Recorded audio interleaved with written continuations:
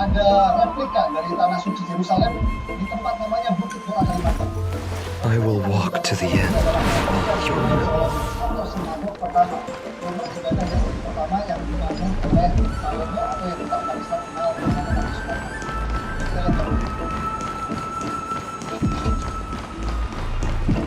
Sinagog pertama atau rumah ibadah pertama yang Sulaiman bangun ini kemudian diambilkan oleh Raja Babylon.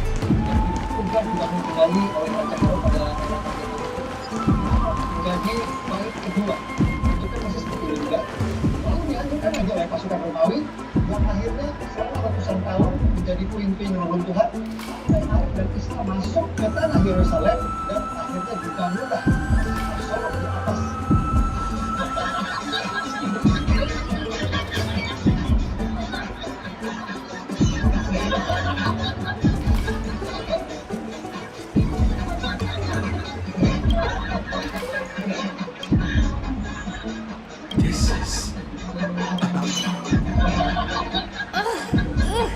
I can already see what they must have written. Anaxa has no respect. Does Anaxa hold that? Why else would they call him the Great Performer? When Anaxa established his school of thought, are the Titans truly an accurate reflection of what humans think God should be? An uncanny. They marched him straight to the seat of judgment before he could, though what he took on in the end was more of a debate than an actual trial. The first allegation was... Do you agree that since the Titans... Am I supposed to... As told in the myths, the seed... Anaxa would have probably been spared a lot of trouble if he had answered this way.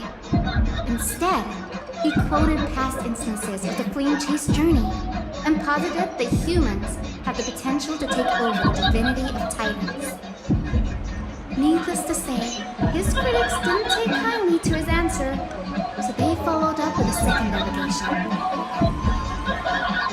You claim to be studying souls, yet you are, in fact, defiling them and committing acts condemned by the gods. Do you admit it? That's a serious allegation. Did he really do that? Anaxa always wears an eye patch, never removing it, even when alone. Some say he used one of his eyes as an alchemical ingredient. Every being in the world owes their safekeeping to Italy, and this is even more so for the Chrysos heirs who have divine blood coursing through them. If he has really done something of that nature, then it would indeed be sacrilegious. Thankfully, they had no way to prove it, so it amounted to nothing more than an allegation in the end. One by one, Anaxa engaged in wars of words against those who challenged him. Toward the end, a scholar asked him, Anaxagoras, have you any respect for the gods? It was only after a brief silence that he answered, I have never denied that Titans are meant to be noble constructs. Oh, but he didn't say that the Titans are not noble. Rings louder in this case. Yes, I'm not sure how that controversy was eventually resolved. But what's for certain, at least, is that Anaxa was allowed to stay in the grove where he continued his research, despite being regarded as a heretic. By the way, this stack of complete letters has reminded me of a place in the grove. We may find clues there that aren't on the teleslate.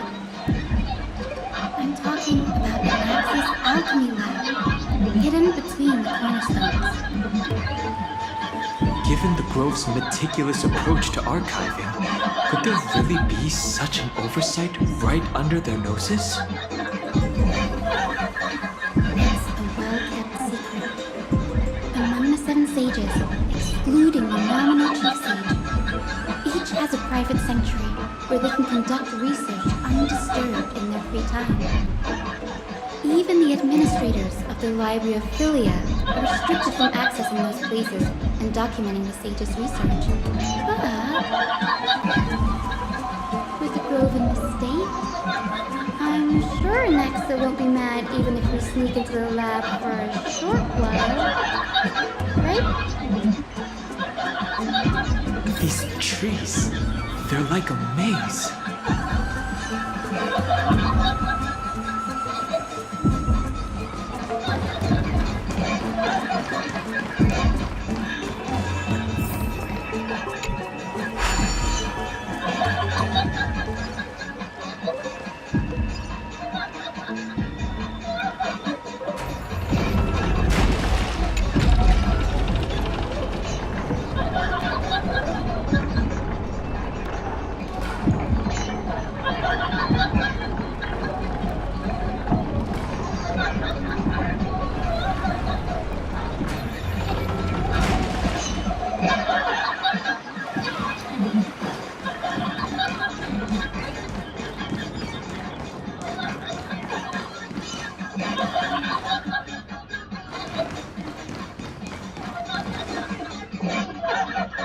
This is the place, but where is everything? Materials for alchemical experiments, matrix diagrams, and even the seal to the lab. They're all gone. The black tide destroyed it all. No wonder we didn't see any defense mechanisms along the way. Have you ever been here before? No, not even close.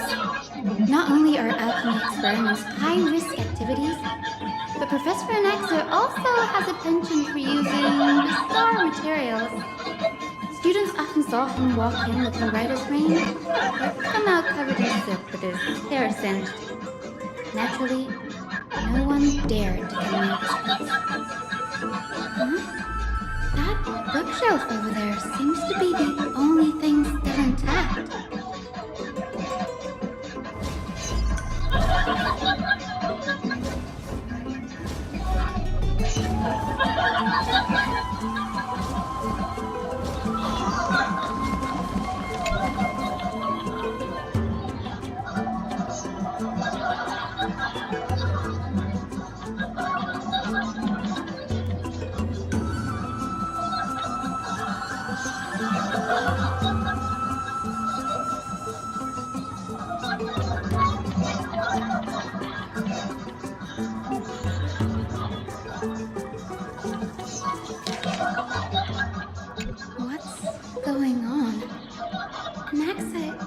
Conducting research on our friends in Alchema and me? This journal contains several intriguing points.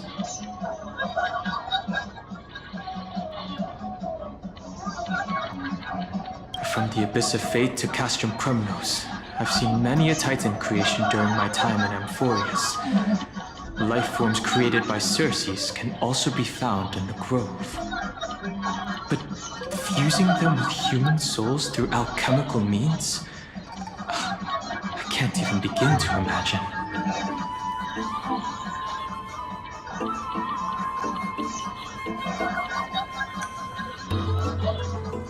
Anaxa seems to hold special interest in the divinity coursing through the Chrysos Heir's veins, and has even conducted a thorough investigation into the heroes' backgrounds. It wouldn't have been so strange if he had focused only on Cassie, given her own curiosity about her origins.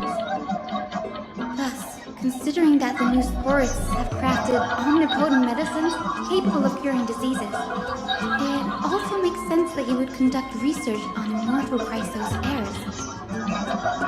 But now, it seems Anaxa's objective was never to create medicine, but to identify the origin of the golden blood and figure out its inner workings. Through alchemy, Anaxa aims to refine the golden blood in the Chrysos heirs to a degree of purity equal to divinity. This must be what he means by close to true purity. But treating both Titan creations and the human body as materials to be used in alchemy experiments? That's rather extreme. Honey, look at this. I have a bad feeling about this.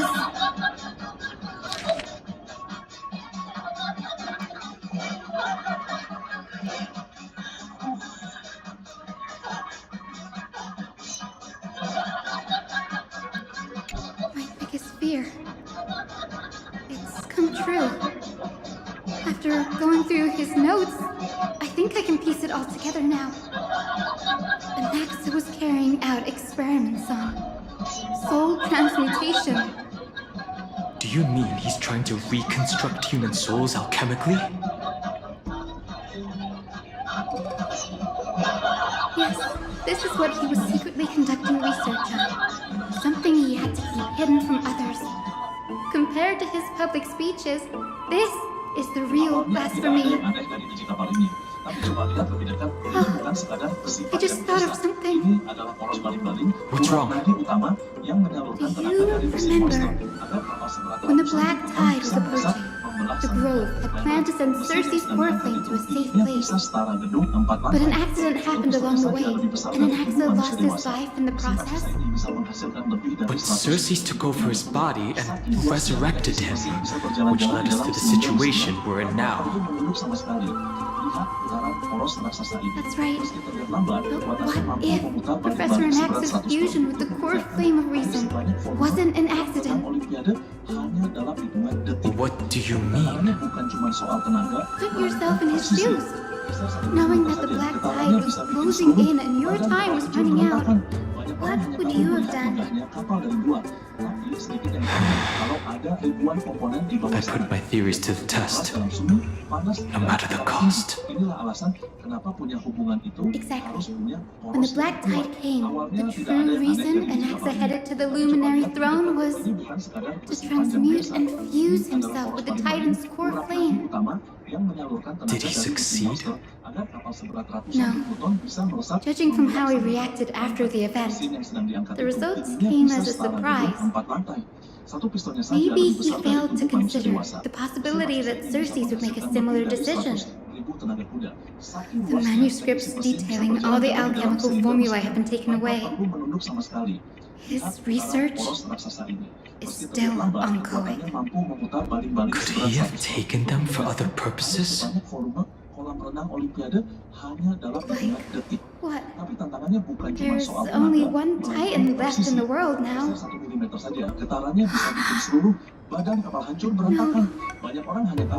No way. To conceive an entity of perfection, one must first understand the principles of creation. If Anaxa is in Akama now, then that means he's after Kefali.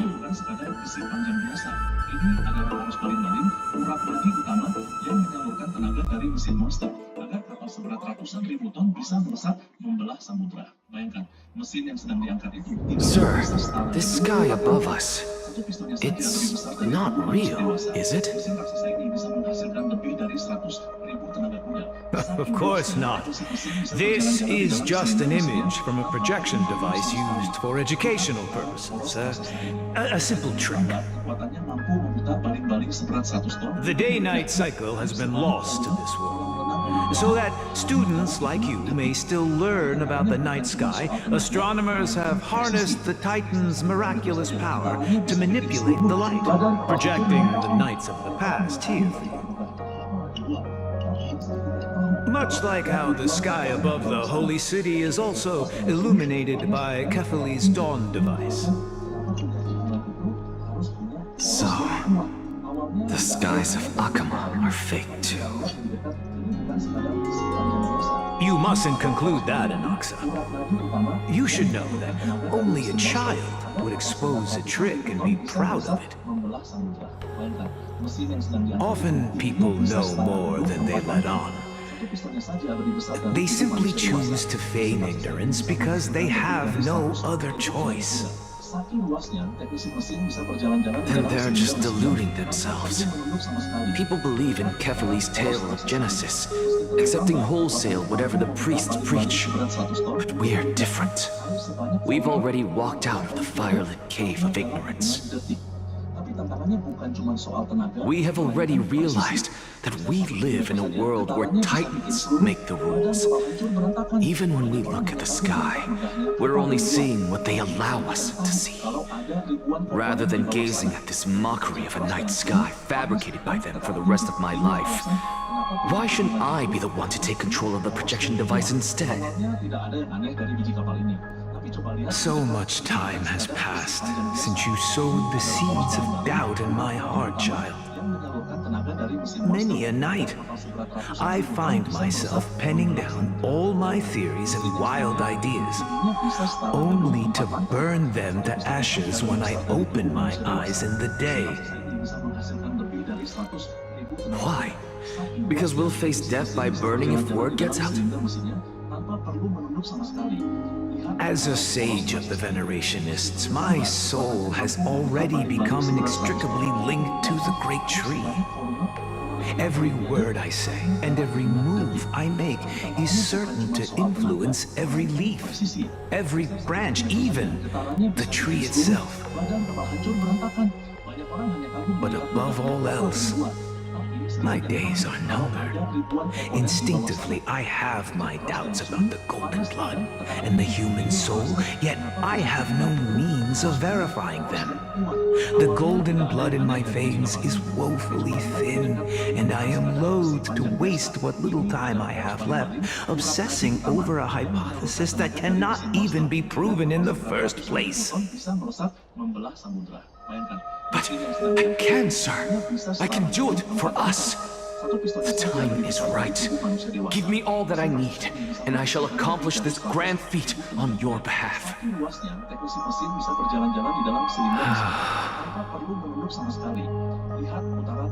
You're right. I shall do just that. In the next meeting of the sages, I will spare no efforts fighting for the rights you deserve. Go. Establish your own school of thought. Find out what we are. Become the one who conquers the ultimate truths of the world. Child of humanity. You didn't go to such lengths for an audience with Kefali. Just ask him a few questions, did you? So, you figured it out. If I were as foolish as a Dromus, perhaps I'd throw myself down and prostrate before their greatness, begging for the gods' prophetic wisdom. Well, sorry to disappoint, but I'm no Dromus. Alas, I am a human, standing tall on 2 feet, possessing both intellect and pride. Before such power, does it make any difference whether you're a human or a Dromus? I'm sure you're familiar with the story of the Styxians. When the raging waves threatened to swallow them, they didn't just give up and become sitting ducks. No. They constructed a dam that kept the roaring tide at bay, chaining down the mad Fagusa. They call me a blasphemer, Xerxes. But that doesn't mean I deny the existence of gods. It's just, as I see it, Titans are simply a force that mankind has yet to find a way to tame. Oh? If power that rivals the Titans is what you crave, why not conform to the prophecy and brave the trial? Why stop at harnessing the power of the Titans when I can do so much more? The source of life is what I wish to grasp, to understand what makes up the soul, and to learn what we really are. Thanks to you, I've had the chance to personally verify, in more ways than one, that the soul indeed ceases to exist in death. But where there is death, there is life. And where there is an end, there must also be a beginning. How then is a soul born? That was the only unknown variable left in my calculations. And by the sound of it, you have already formed a conjecture. No, I have already drawn a conclusion. In my journey unto death just now, I finally saw the answer with my own eyes. Professor Anaxa. I'm here. Her life hangs by a thread. I must ask you to refrain from taking any unnecessary steps. Of course. I'll bring this to a conclusive end, and give you the answer you so desire. However, in accordance with the principle of equivalent exchange, I must also demand from you what I need. As you wish. Don't you care to know what the price might be? It's a matter of uncovering the truth about the Death Titan and her survival. This may be the only time I can ever save someone's life. There is no need for me to think twice. I see. In that case, let the show begin. Indulge me. Am I correct to say that you intend to prove Thanatos' whereabouts and prove the nature of our existence now? Before I begin, I must confess I have been stuck in a cognitive trap all this time. As unrelated as these two propositions may seem at first glance, they are in fact logical equivalents. They are merely two different ways of telling us about what the soul is at its core. The reason I say this is as I've mentioned earlier. The answer was hidden in my journey unto death. Professor, you were in the Netherrealm? Yes, I am but a living dead man now. But that's not important. What truly matters is, I overheard a conversation between heroes. That's not all. Remember how I said you were a part of that conversation too, Circes? And I've told you that I have no recollection of such an event. That was likely just an illusion conjured up by the mind of a dying man. Of course you would remember. Because that wasn't you. That was Calypso, one of the 7 sages of the grove. Calypso? Oh, that's the name I made up on a whim when speaking to this girl. How do you know of it? And surely you jest. Don't you think I, of all people, would know if that were the name of one of the 7 sages under the shade of my tree? Don't you claim to know the grove's past like the back of your hand? It seems you've lost even the memories seared into your soul.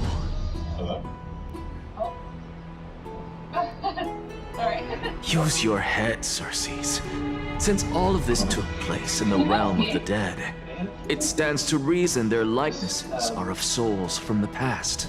The living cannot step foot into that world. So who could they be? Think about Calypso. Why does she share your likeness? Yet you have no idea who she is. The answer is evident, is it not? Those fallen heroes are the mortal incarnations of the Titans before their ascensions to godhood. The gods aren't master creators born out of thin air, and they are no different from humans, because they all evolved from one.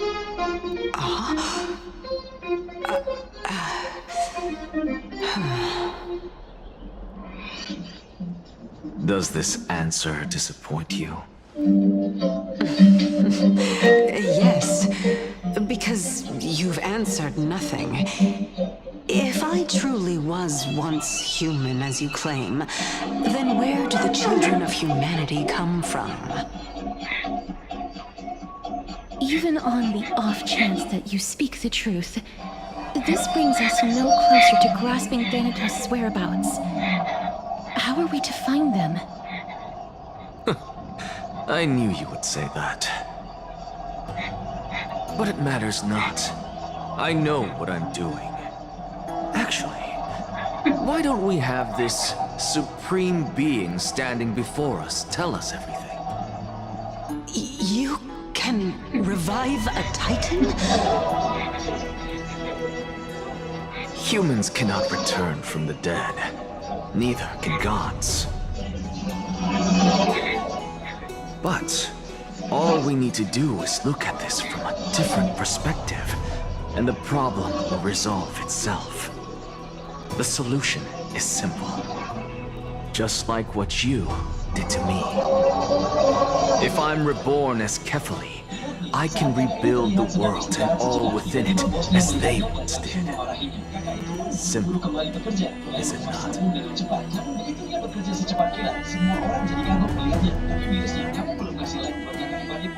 Saat kakak ini terlihat sedang istirahat sejenak, tiba-tiba bosnya melihatnya dan langsung memarahinya. Kakak itu pun buru-buru kembali bekerja, mulai mengemas sabun dengan cepat. Namun begitu dia bekerja secepat kilat, semua I orang have jadi kagum news melihatnya. from Hyacinth and Danhong. Anaxa might be trying to do something with Kefali's divine body. Kefali? But what could Anaxa want? Is the Council of Elders going to sit around and let such a sacrilegious act unfold? That is not possible. He is indeed the great performer, capable of fooling anyone and everyone with his tricks. I'm sorry. No need for guilt, for this is good news to us. The Council of Elders has found themselves a traitorous ally. Anaxa's ambitious desires will be something we can exploit. What we should be doing now is to keep our eyes peeled for whichever trickery Kindness is up to, and react accordingly to thwart her plans. Being Akima's political center, the Demigod Council holds just as much significance as the Vortex of Genesis. Someday, after my duty is over, this site will take the place of the battlefield where you hunt gods, become the next challenge you ought to overcome. Till then, it's best to get used to this place as soon as possible. Kalian mungkin bertanya siapakah penemu TikTok? Pasti orangnya cantik. Jika laki-laki tampan dan sempurna, ini dia.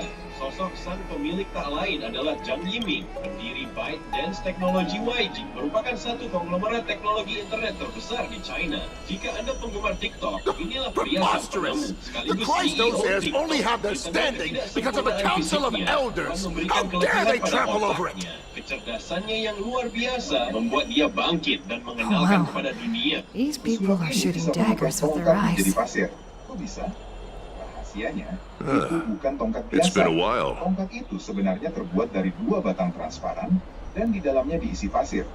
Pesulap memperlihatkan tongkat itu seolah itu benda padat.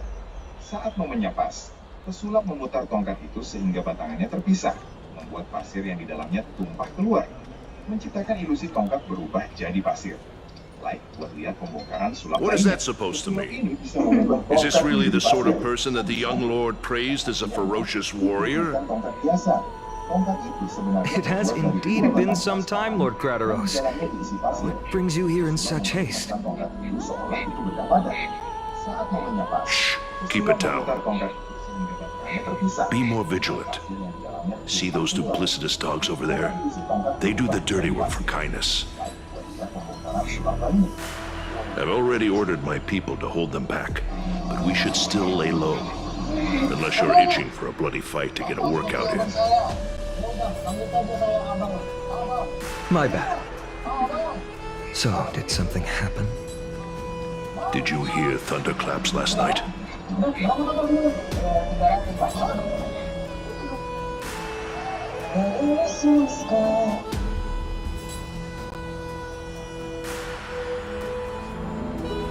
Thunderclaps are beacon signals of strife.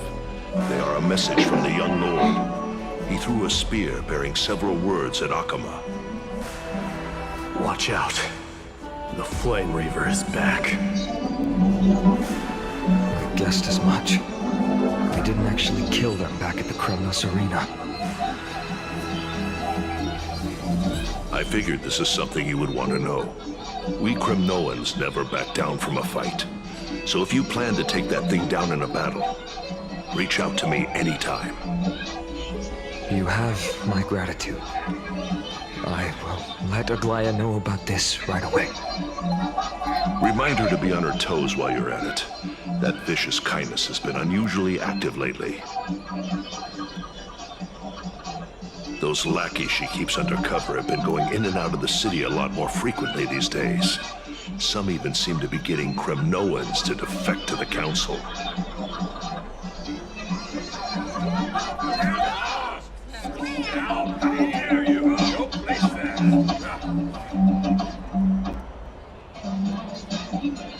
That's her.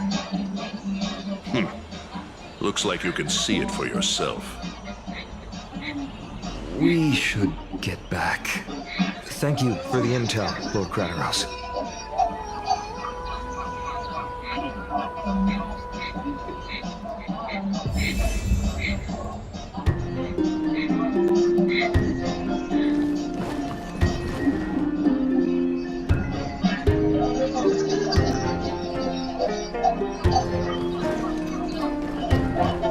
By Catherine to Lenten above, as the Theoros, I have.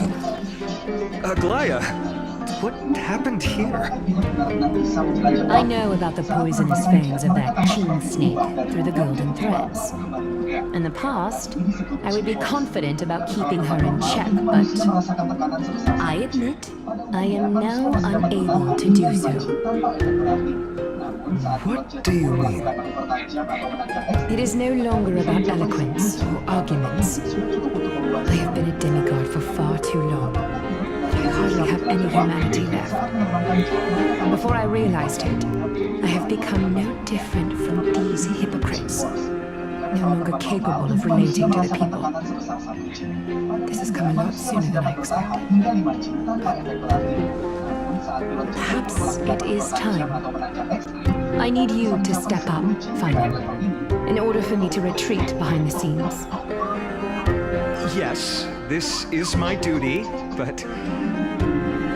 It is far easier for the Council of Elders to fool many than just fool one person. Their so-called more support is no more than a ruse to distribute power using words instead of lances. There is no glory in winning this debate, but that makes having respect for humans so much more priceless. Finan, you are a Chrysos heir without flaw, capable of relating deeply with humans. I appreciate what you've taught me, Aglaya. I hope we'll live up to your expectations and win this debate.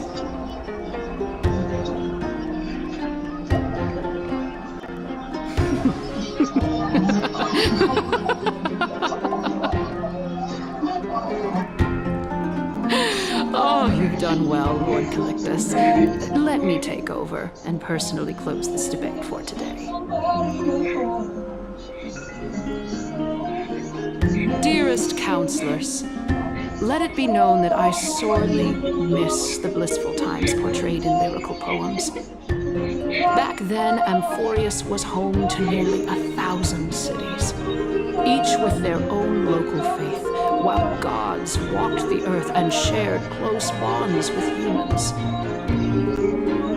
Yet, in the present, people from all over are forced to leave their homeland to seek refuge in the holy city, where they hope to rest under Catholi's protection. All of us have long been in the same boat, with no way out of this plight. We didn't have a choice in the past, but now the Council of Elders brings to the table a new possibility. All I have left is one question for you. Would you rather strive toward the unheard of Era Nova, or return to the prosperous Era Chrysia of our past? Make your choice. Now, which of the two would lead mortals to an ideal future?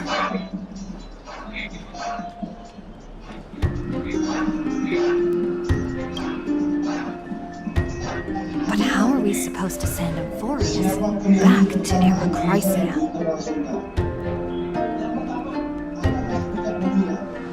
We all know that Era Chrysia is a thing of the past, Lady Kindness. Please, enlighten me. How does the Council of Elders plan to turn back time? Let the three Titans of Calamity be born, and Era Chrysia is nevermore. But bring demise to those Titans, and Era Chrysia will descend upon us again.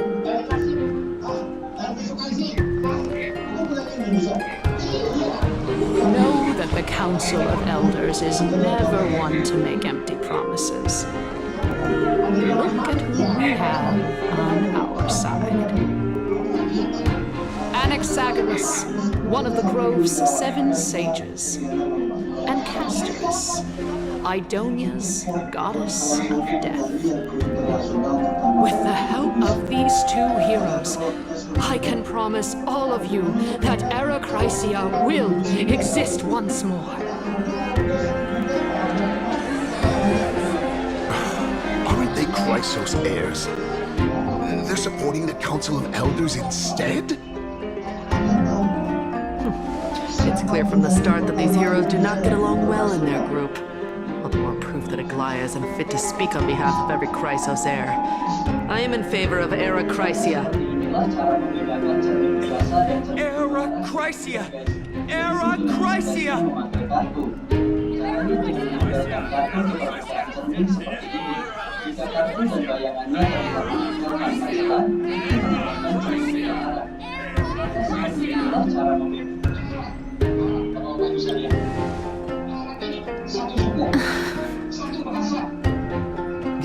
Castorus?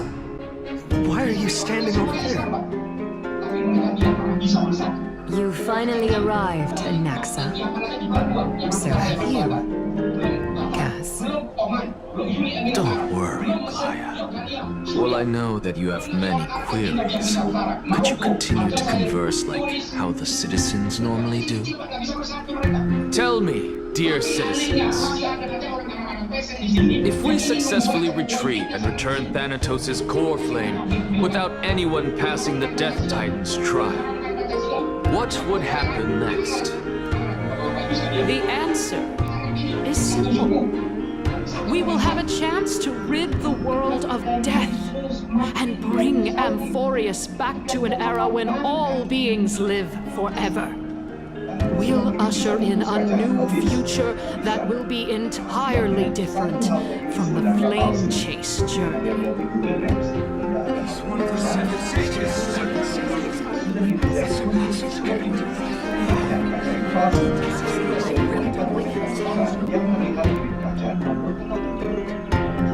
Your proposal is much too idealistic. As long as the Black Tide still exists, how can we go back to the old days? Remember what I previously said? Kefali's core flame is guarded by the secret power of the Council of Elders. Plus, Bakusa's water curtain will be able to block out any external perceptions. Tell me, dear citizens, have any of you ever seen even a glimpse of the threat that this person is talking about anywhere within the walls of this majestic holy city?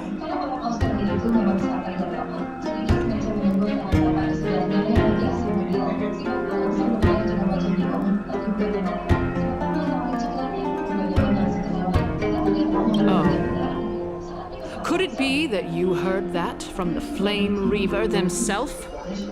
Citizens, let's loudly sing the blessed hymn. After the destruction of the 3 Titans of Calamity, the Flame Chase journey will have to end.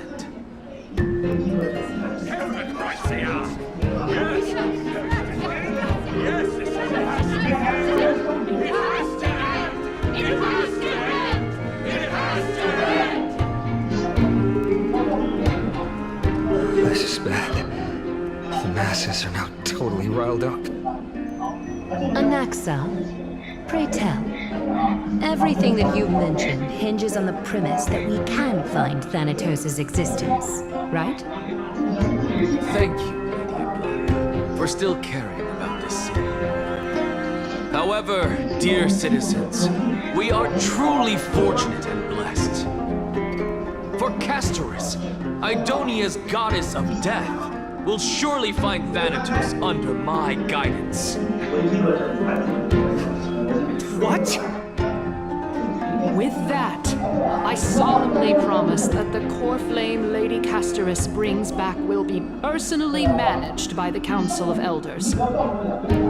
Thereafter, if we are able to garner the support of all of you at the Citizens' Assembly, we shall spare no effort in ensuring that the Era Chrysia will return to our world once again.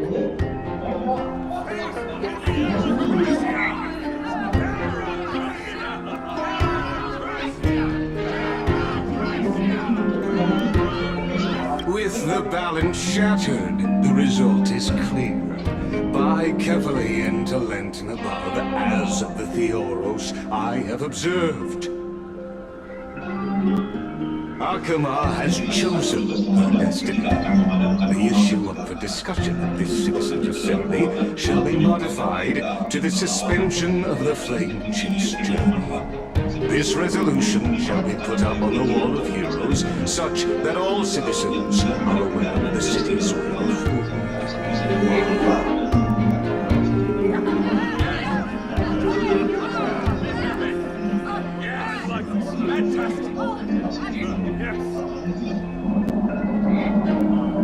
Aglaya, dear Aglaya, what has caused your heart to soften? You also don't seem to be as quick-witted as before. Wag your tongue as much as you like. Since the Flame Chase journey has been preordained by the prophecy, our failure has never been on the cards. Well then, I guess we'll find out if that's true at the Citizens' Assembly.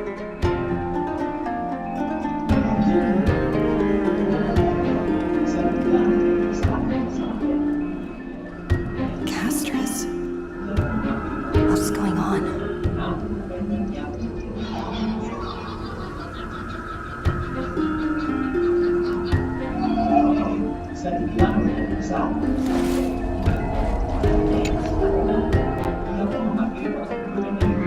Well, it seems that when I sent you to look for Anaxa, I unintentionally facilitated your partnership with him instead.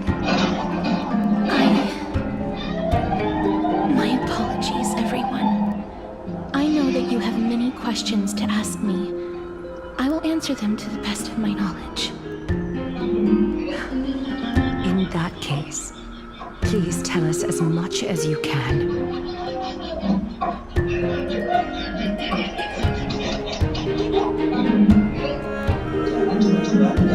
In actuality, he showed me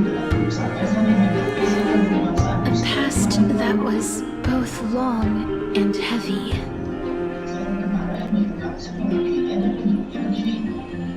The reason I say this is as I've mentioned earlier. The answer was hidden in my journey unto death. Professor, you were in the Netherrealm? Yes, I am but a living dead man now, but that's not important. What truly matters is, I overheard a conversation between heroes.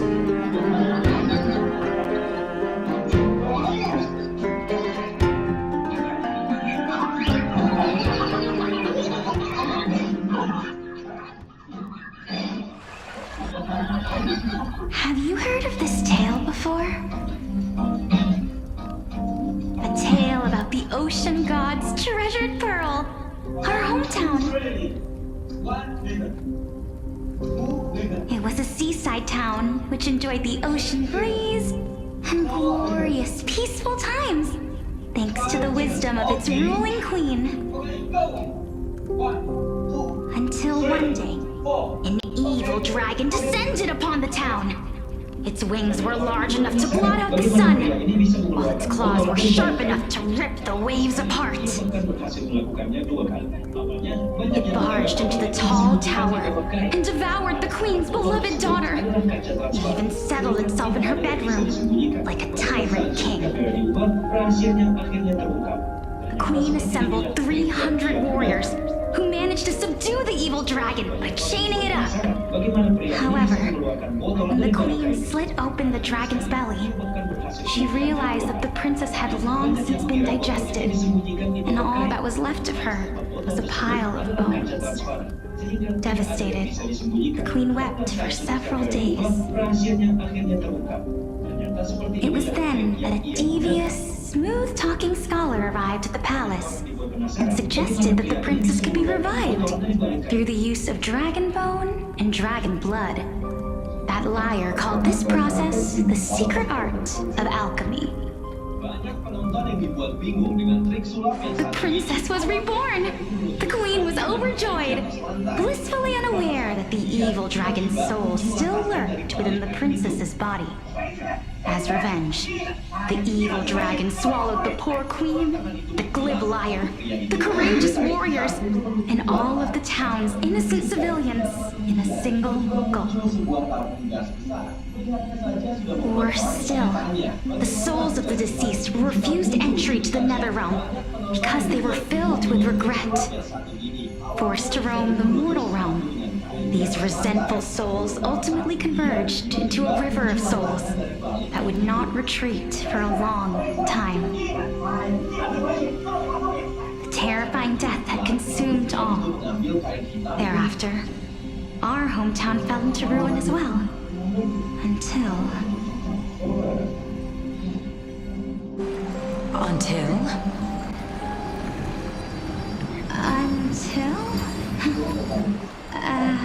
Actually, I don't know what happened next either. Oh my. It seems that you still like to whet people's appetites even after all this time, Elixia. So, according to your story, this is how I used to look? It's practically a mirror image. And yet, what exactly is this? A miracle that I created with alchemy. As for what it is and how I was able to accomplish it, I'll keep the answers to myself for now. Oh my goodness, is this cliffhanger really necessary?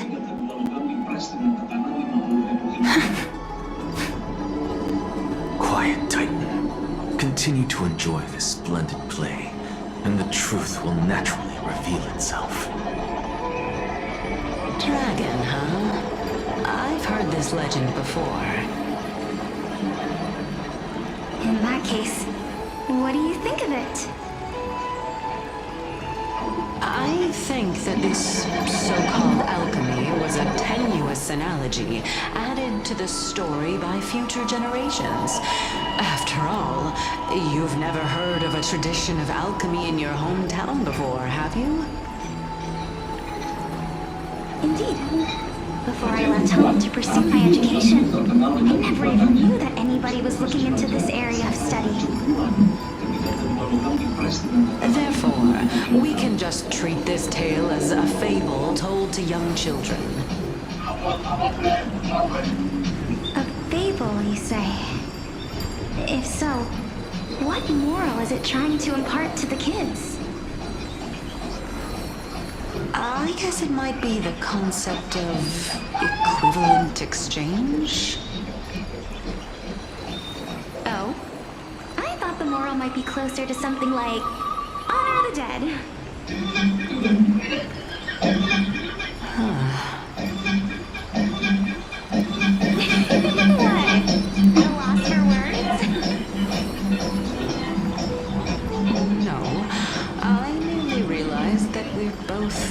the same principle.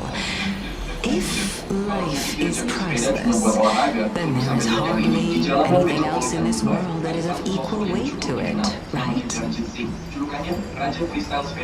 Indeed. As expected of the wisest scholar in the land.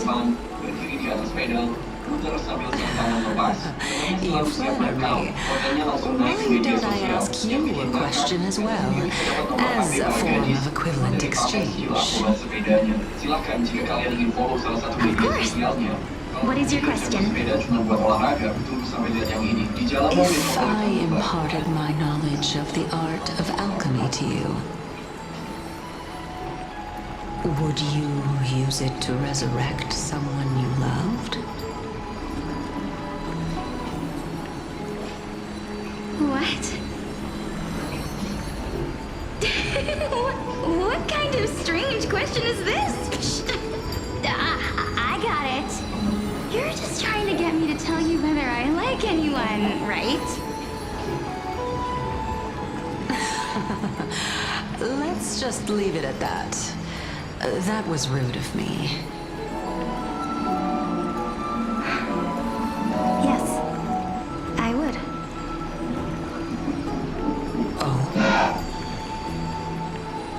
Death is inevitable.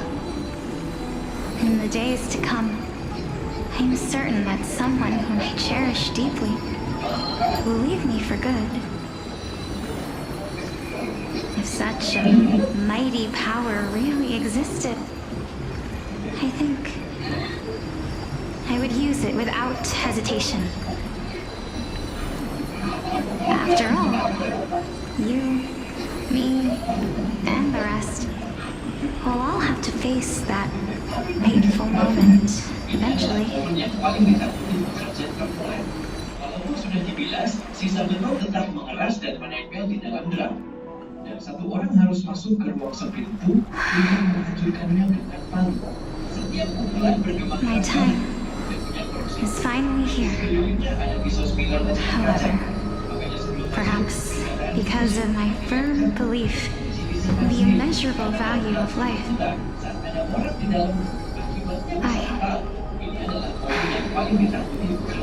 I am unable to complete the trial. You shall wither, and through that, the dead will sprout again from the remains and be reborn with the dead flame. It is a pity that fate is such a cruel mistress. Is there no other way of protecting these ones? I'm afraid that the meaning is clear. Between my sister and you, one must pay the price. Our trial can only be completed when the one chosen sacrifices her life.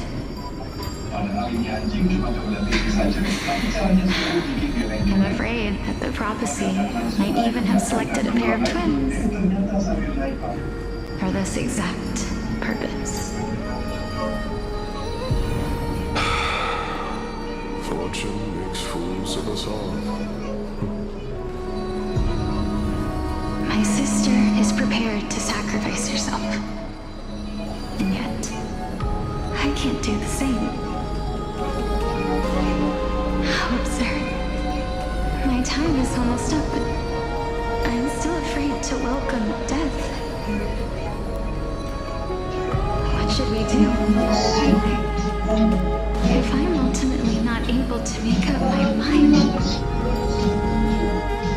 Since Chaos is willing to guide all of us and leave this trial to the end, there is still plenty of time for you to ponder. That's right.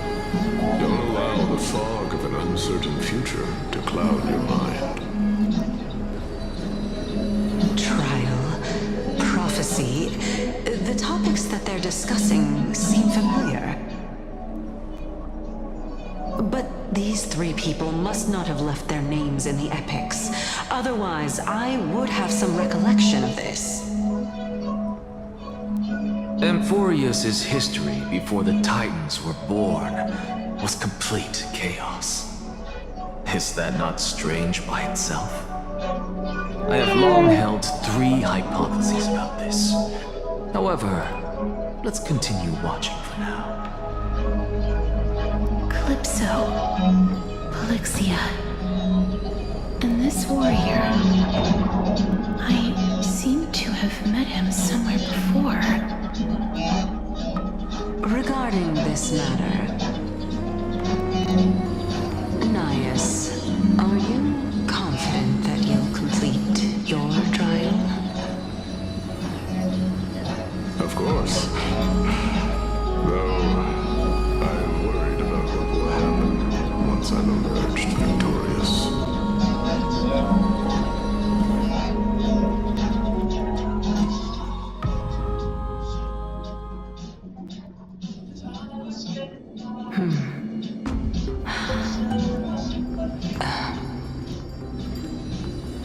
Looks like you have made up your mind. Yes, this is the safest course of action. Completely separating courage, honor, tenacity, sacrifice, and reason. You really know how to make things difficult.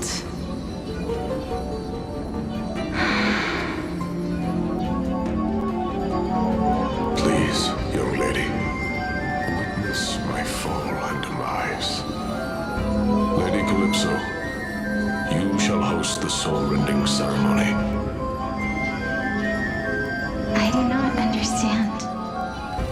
Why would you dare to sacrifice yourself for a future that you won't get to witness? Because this is our destiny. The power that resides within me is so intense that I will one day be engulfed by it.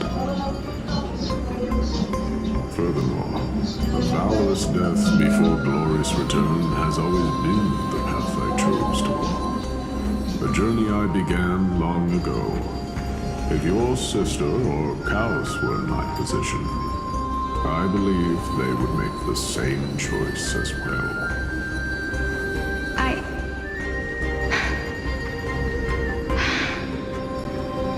I'm not that brave. I don't know how I'm supposed to face such a serious affair.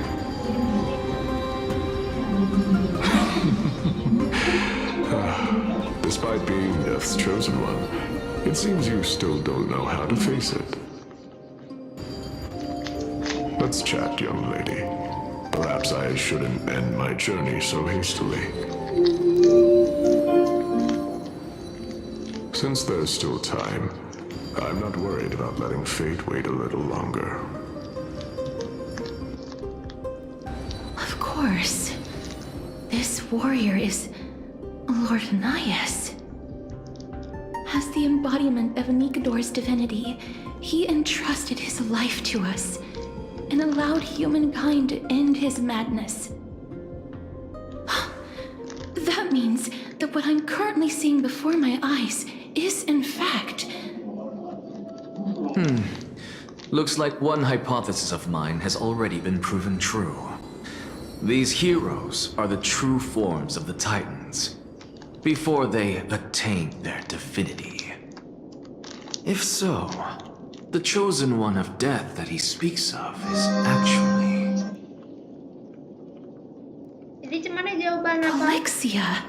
Diantar ke rumah Veprin Is atau the Veprin yang previous datang form of jemput? Thanatos?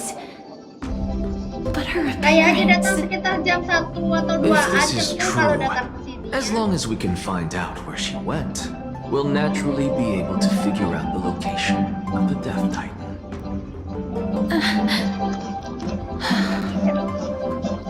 But before that, we first need to witness what ultimately happened to Lord Anias.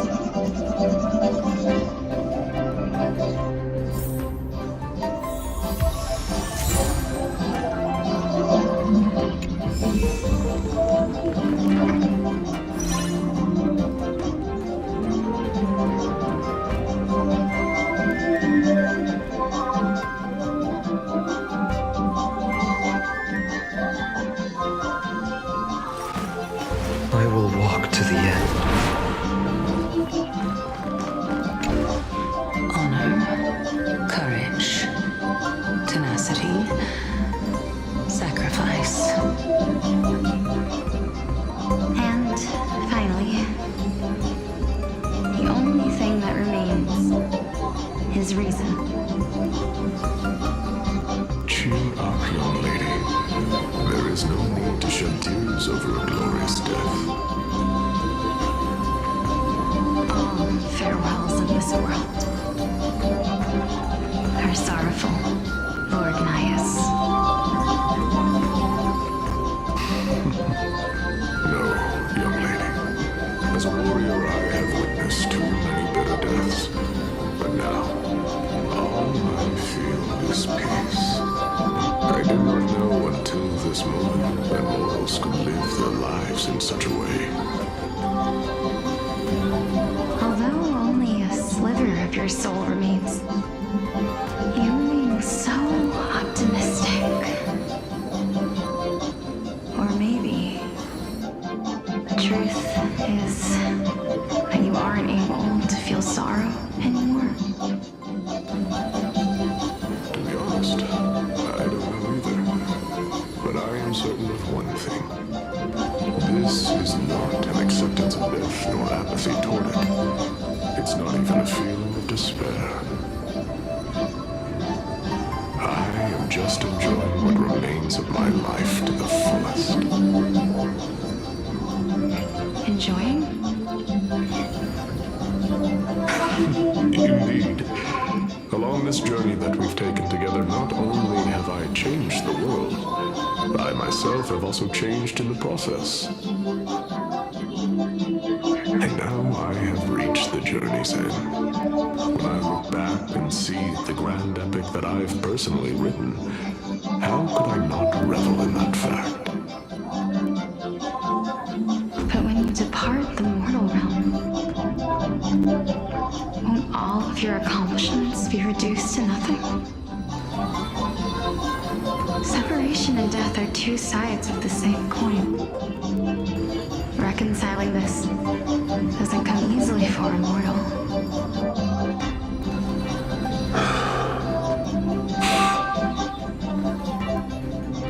Finally, let me recount to you a story of mine, young lady. The first time I returned from the battlefield, I felt extremely hollow. The calamity had devoured everybody on the battlefield but me. When I returned to the city alone, the citizens held a banquet for me that was far from pleasant. I felt as though I was still on the battlefield, and the person who had returned was nothing but an empty shell. It was late into the night by the time the banquet ended. My head still reeling, I returned alone to the barracks. On the way back, I encountered someone. It was a crazed scholar looking at the night sky and muttering to himself by the side of the road. Although I tripped over him and fell, I wasn't angry in the slightest. And maybe because I saw myself in him, I inexplicably asked him a question. Do you think that it'd be better if we just died on the roadside like a couple of stray dogs? To my surprise, he shrugged his shoulders and sighed. How does someone who is currently experiencing death, dying and living, afford the same bliss? Now please go away and don't block my starlight. Are you trying to say that there is no difference between living and dying? For they are both journeys that lead toward death?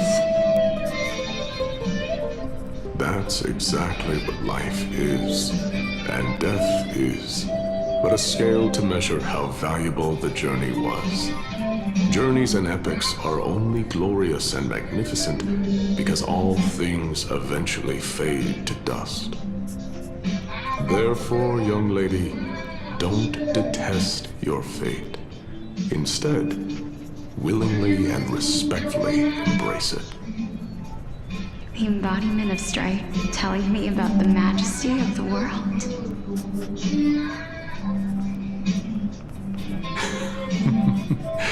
Indeed. I believe that when the fated moment eventually arrives, you will be able to understand my words. It is time for me to knock on death's door. I will set up a long table at the end of the road and humbly await your arrival. When that moment finally comes, let us drink and be merry then.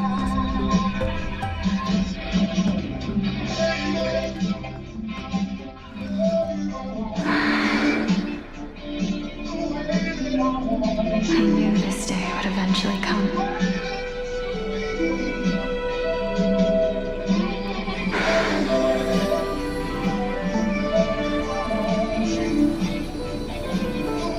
Are the both of you ready? Polixia. I'm here.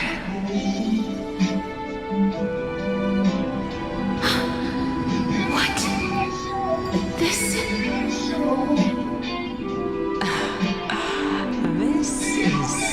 quite interesting indeed.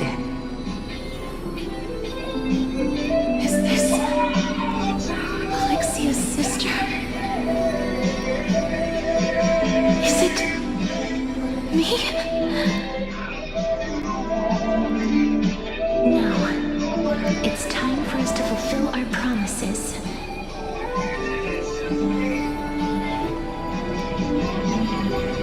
Are you afraid?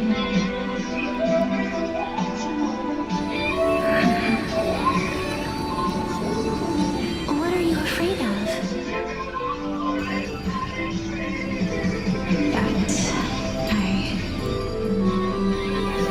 won't be able to do it.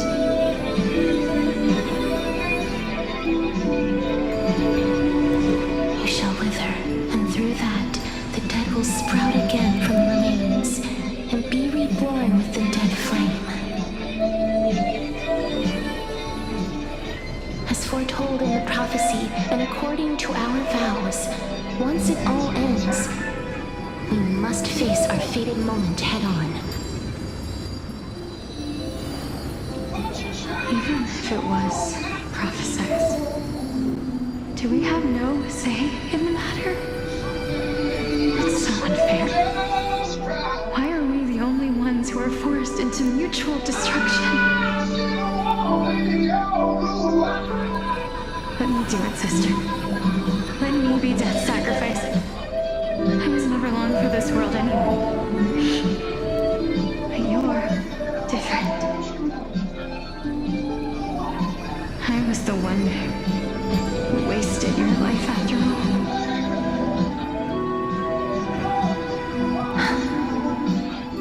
You're wrong, Polixia.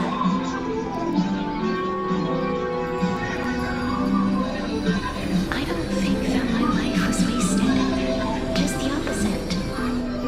When I finally arrived at this destination and looked back at the journey I took, I discovered that flowers had long since bloomed along the path I walked. It was you who sowed the seeds for this sea of flowers, one that is more beautiful than the promised land at the end of the world. Besides, I have lived a fulfilling life. Even though I was fated for sacrifice, none of the things that I've experienced will dissipate. Instead, they'll forever live on as memories inside your head. Will they not?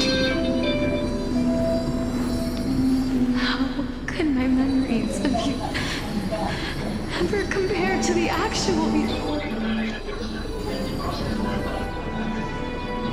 Well then, tell me, what exactly are we?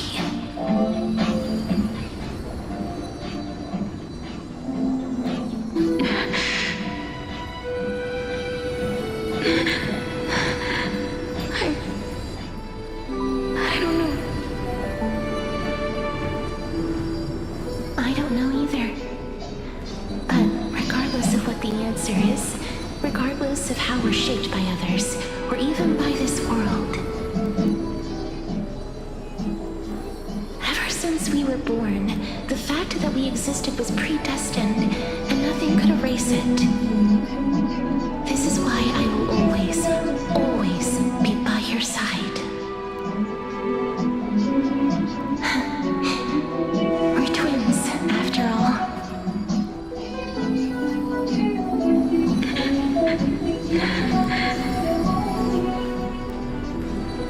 All right, my dear Polixia.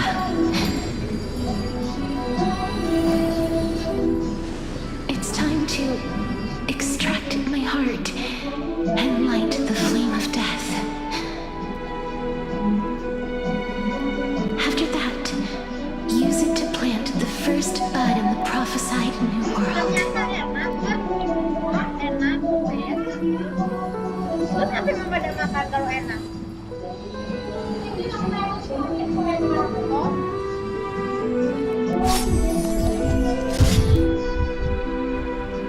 If I imparted my knowledge of the art of alchemy to you, would you use it to resurrect someone you loved?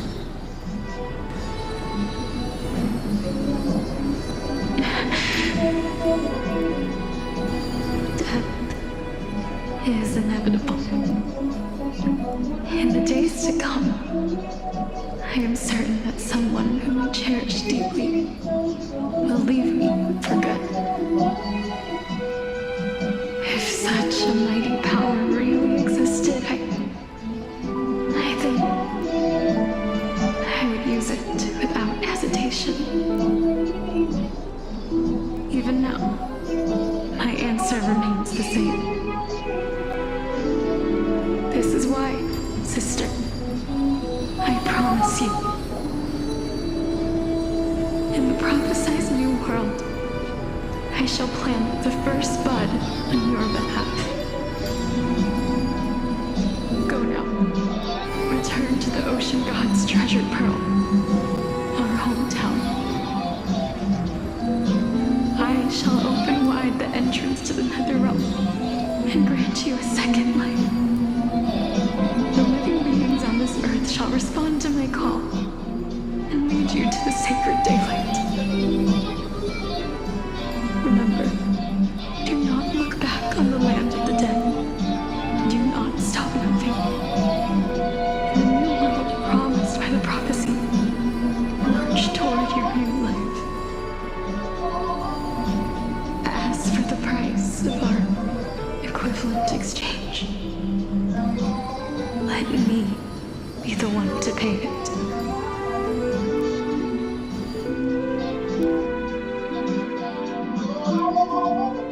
Everybody, we've come to the end. Unfortunately, I am not compatible with the Supreme Being, so I was unable to completely fuse their soul into my own body. However, being able to glean all this from them is exciting enough. I'm certain of this now. Before the Titans that we are well acquainted with were born, a group of heroes roamed the land. These heroes followed a prophecy and took possession of divine authorities one by one, until they eventually became the pantheon of the new world.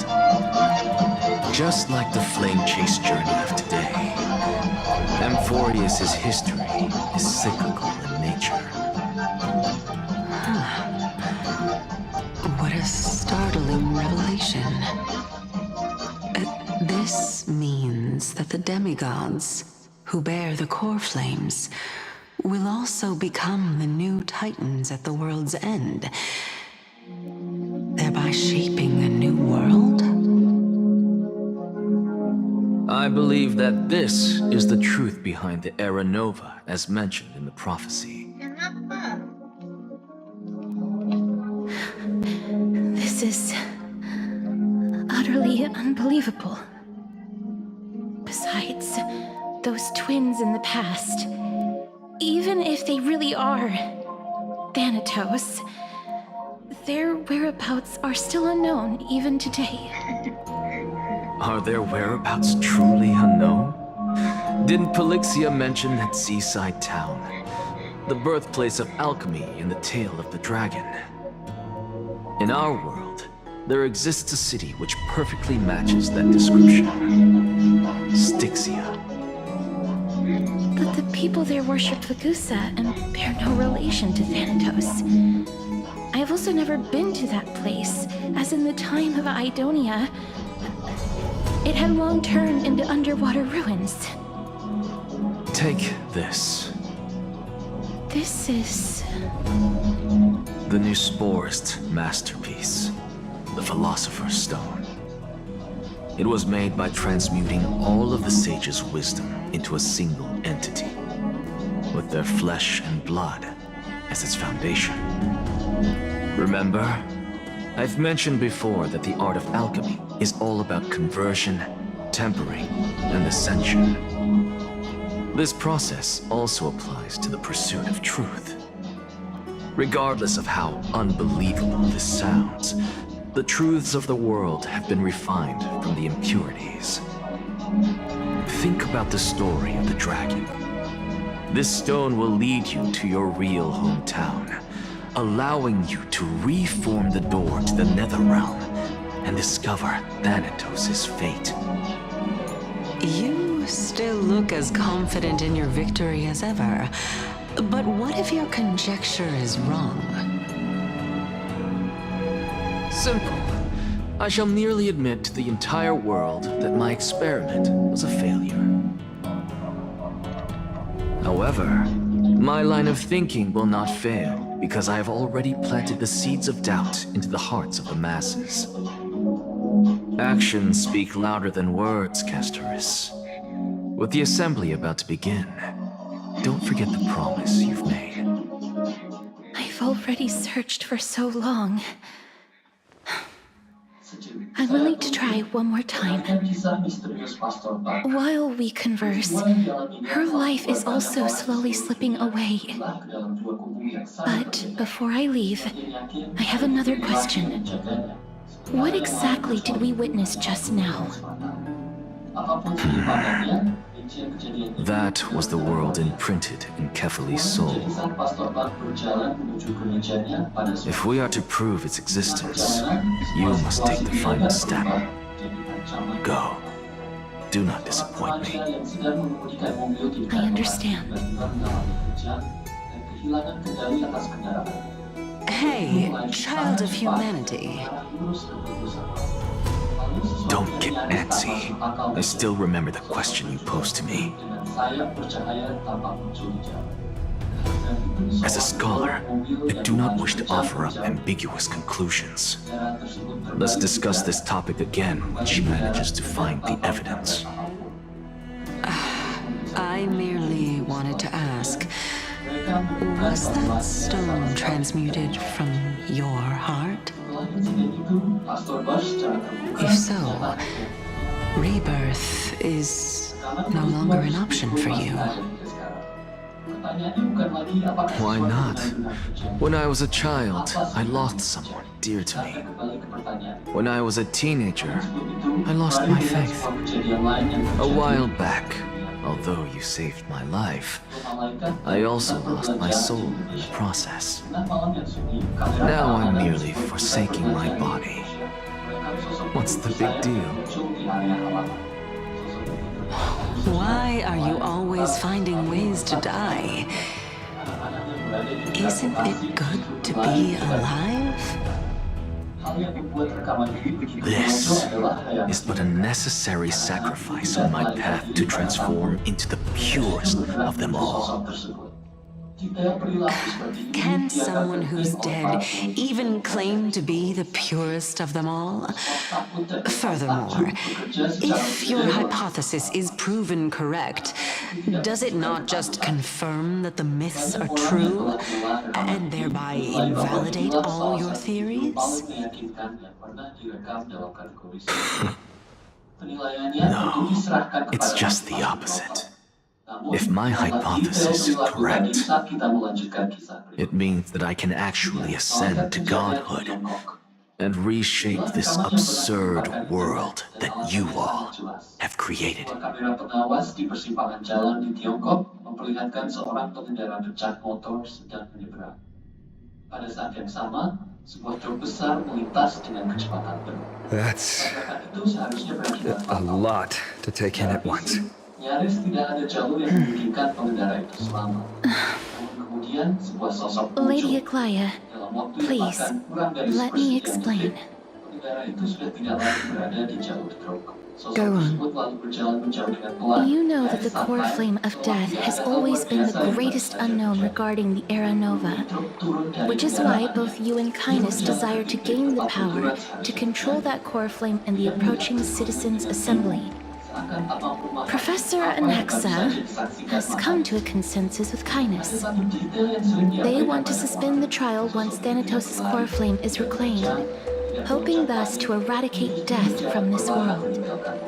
If they're successful, then the flame chase journey will cease, and Akama can enjoy everlasting peace. But I know this runs counter to your wishes. So long as we do not usher in Era Nova, the Black Tide will never be eradicated.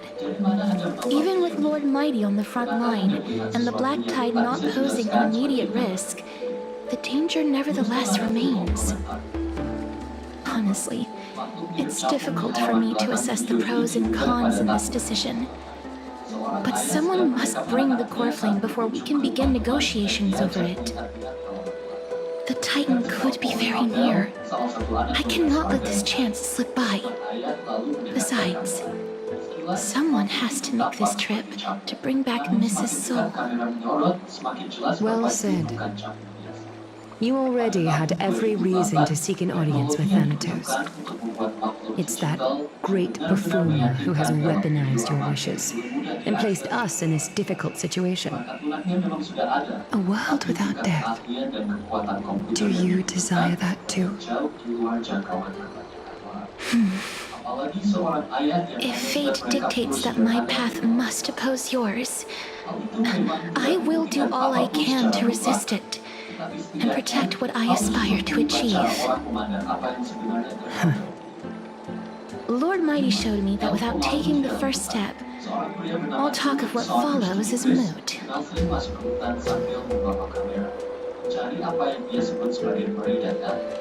Sebagian besar rekamannya tenang dan nyaris tanpa kejadian mencolok, hanya pepohonan, bebatuan, dan kesunyian. Namun dalam satu video tertentu, jauh di dalam hutan, sesuatu terlihat mengintip dari balik area berbatu. Hanya kepala kecil. Lalu muncul I have always hoped to hear you speak your mind, Cass, and I am glad to have heard your true thoughts. Styxia. I visited that place in the past. Though it is now an island surrounded by the river of Soul's torrents, it's not hard to see its former splendor. Go. I will not stand in your way. As for you, you are someone who has cheated death. I believe you have more than enough reason to make the trip with Castrus and meet the god of death himself. Castrus, I too look forward to your journey. I wonder what kinds of new interpretations your completed story will bring to the Flame Chase journey. Thank you, Lady Aklaya. I hate to put a damper on this heartwarming moment, but if Styxia is now an island surrounded by the river of Soul's torrents, then how do we find a way in? Lady Treby is probably... The answer is quite simple. In the Mims, Zagreus once made the domain of the dead their treasure vault.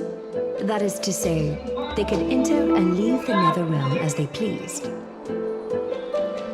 And if they could do that, then it follows that the demigod who inherited their divinity must be capable of the same.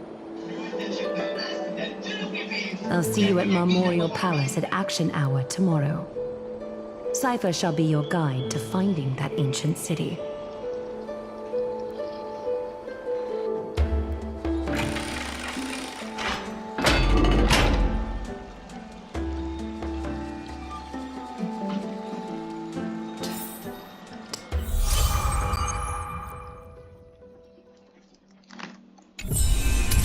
isn't back yet, huh? Hey, friend! Is the debate finally over? Did you win?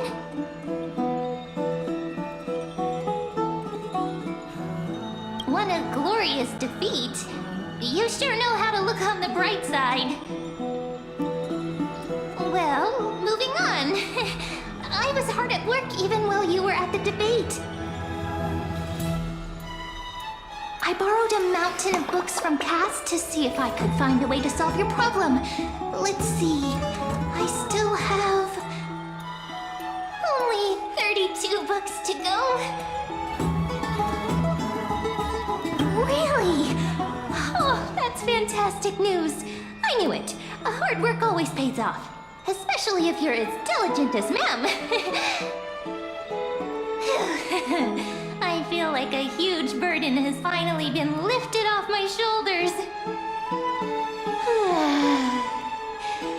Why are my eyelids so heavy all of a sudden? You're right. Then I'll go back to...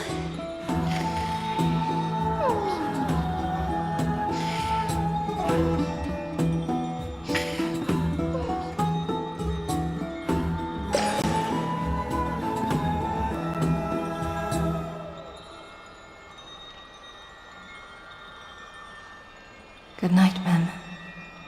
Good night, Hakama. It is nighttime now, right?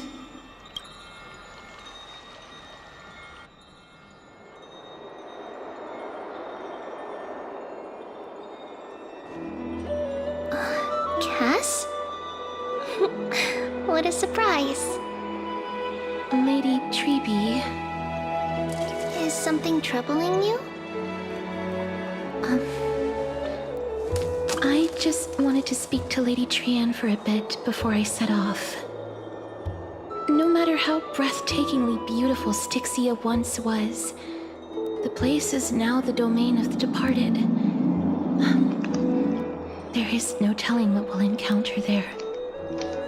I don't want to have any regrets.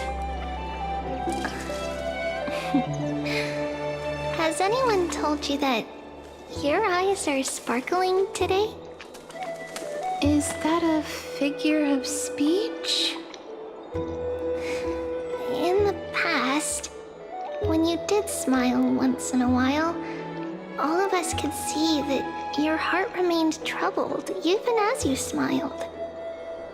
Lady Treeby, you know perfectly well that see you tomorrow is nothing but a white lie.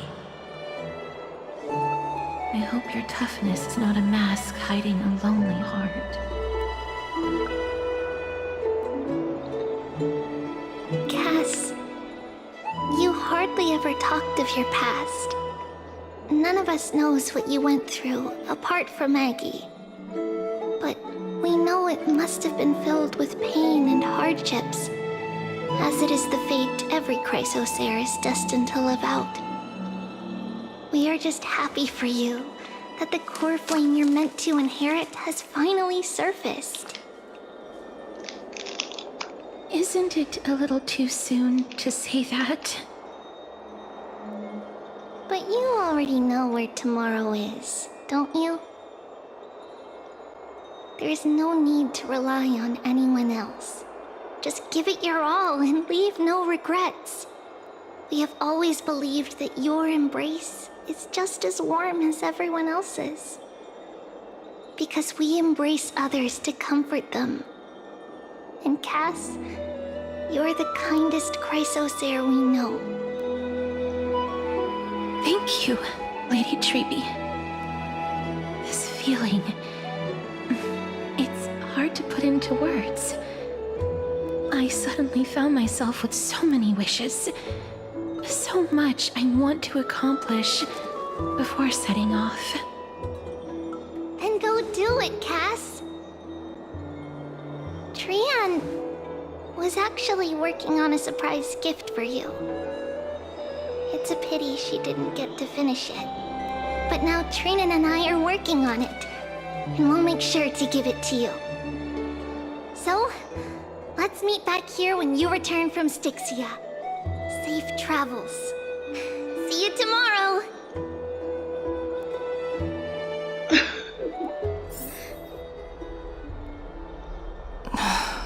I can't sleep.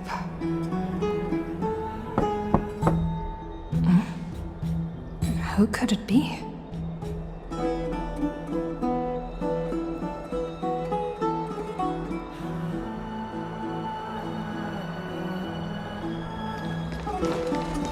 It's me.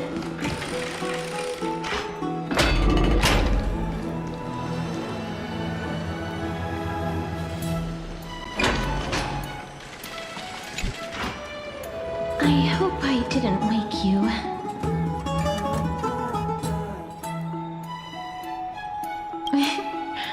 I'm glad to see you're as full of life as ever. I'm here because of private matters, actually. If it isn't too much to ask, I'd really like it if you could come along with me to retrieve something.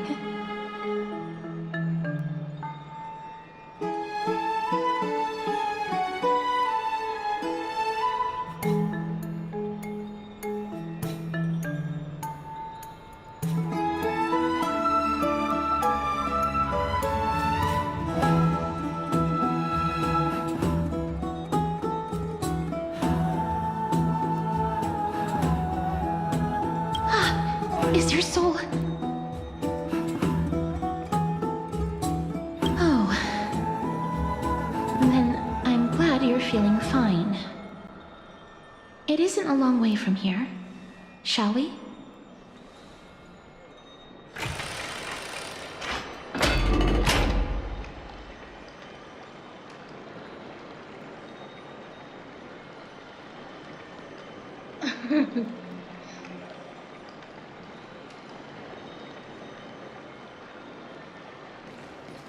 I love to. Have you heard? Seems like all the rooms are.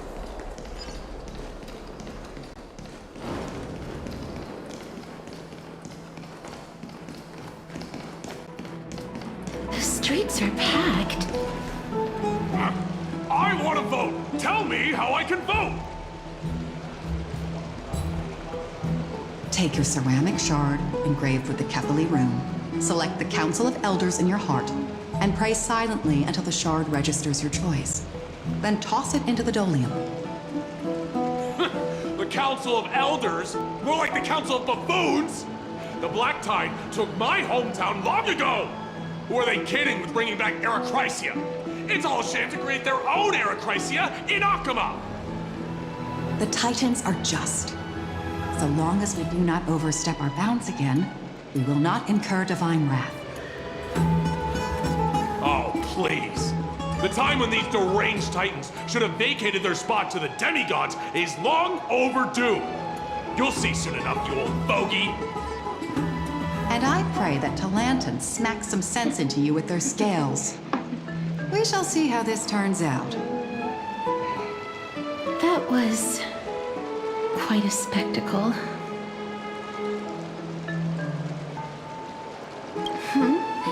You're interested in that? Well, you'll feel right at home in Akama then. To this day, I still find it almost unreal that Akama is the only place illuminated by light amidst the crumbling ruins of Amphorius. And its people are even holding votes to reconcile differing opinions. This peaceful sight is making me forget that this is the end times.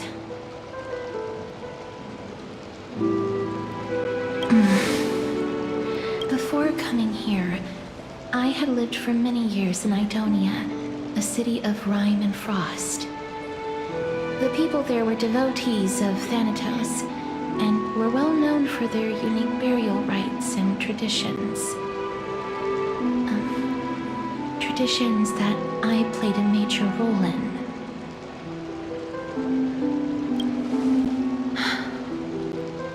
Yes. You now know me as the Mortician of Akama. But back in days, I was Idonia's maiden of war. I was trudging across the frosty plains on my own when the Idonians found me.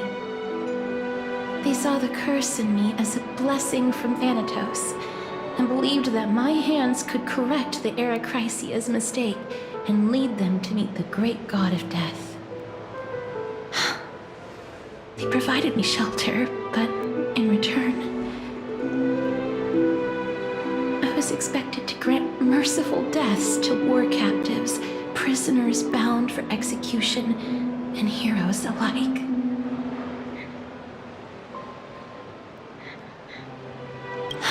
Yes. No matter how kind or cruel the means, nothing can change the essence of death.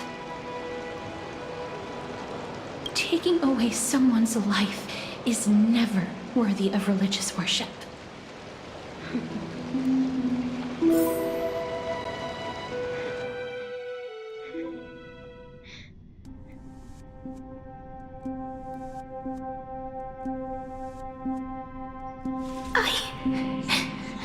I can't do it. Their voices, they pierce my ears. The pleading, the thanks.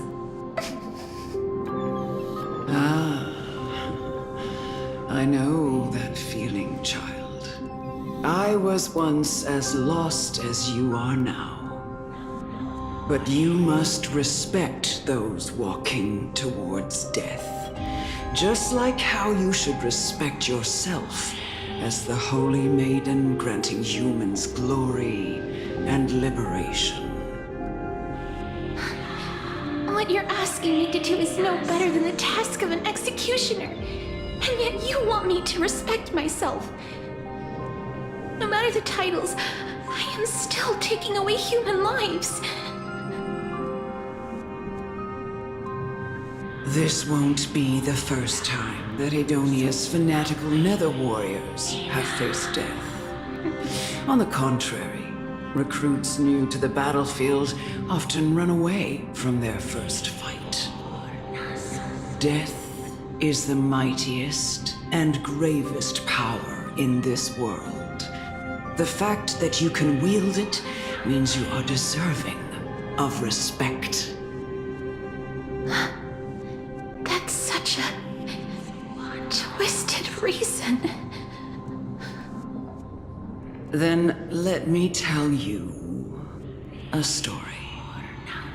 In Idonia, the great swords commonly used by executioners are called Draconian, in memory of Drakon, an elderly executioner. The sword has 3 air holes along its body. If the sword is swung down swiftly and accurately, the holes would make no sound, and the executed would also depart this world quickly and painlessly. But should the executioner have any hesitation, the holes would produce a piercing whistle. On that cue, the screams of the executed are sure to follow. Every executioner after Drakon is to hone their sword skills every day in preparation of future executions. Every swing of their blade must be more resolute than the last, for failing to do so will bring pain. Pain for the dying, as well as pain for themselves. No. I can never get used to this. You misunderstand, child. I am not telling you to get used to it. I'm asking you to consider the source of the dead's suffering and use that knowledge to fortify your future touches with more and more determination. Go, walk with the dead and love them as you love life. Then you'll no longer hear those noises.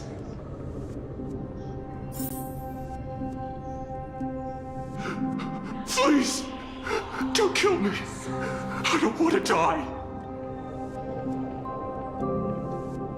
This is your duty.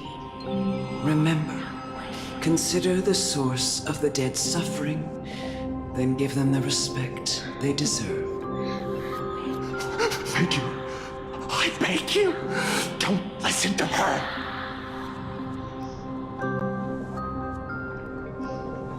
If you cannot learn to accept death, then Idonia has no place for you.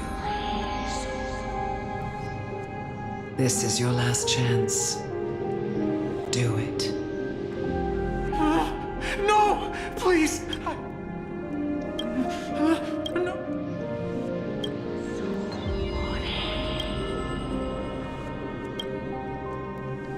May you gain some insight. No, this is just the You executioner!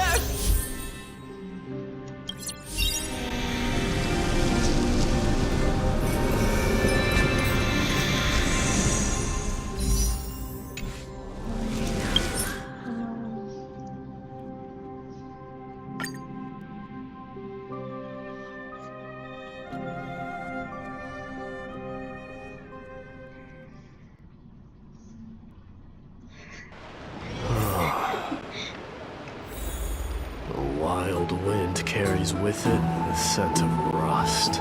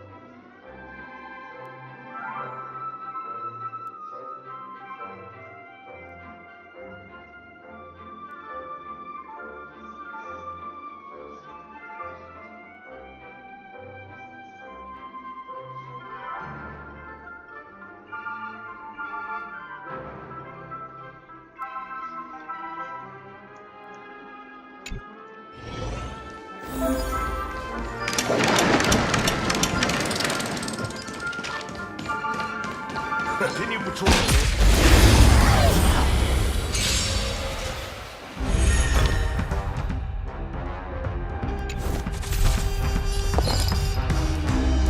Unite our goals. Let's do it. Can't kill anymore. Those are the most good. Those who dig the grave. Bring it on.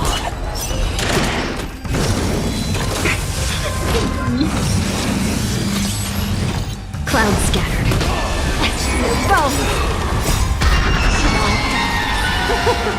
so beautiful. Be of your body and mind. Let us dance once more. Let's duel. Turns out. You want to betray me? Those were both good. Those were brave. Dream vanished. Bring it on. There's your royalty.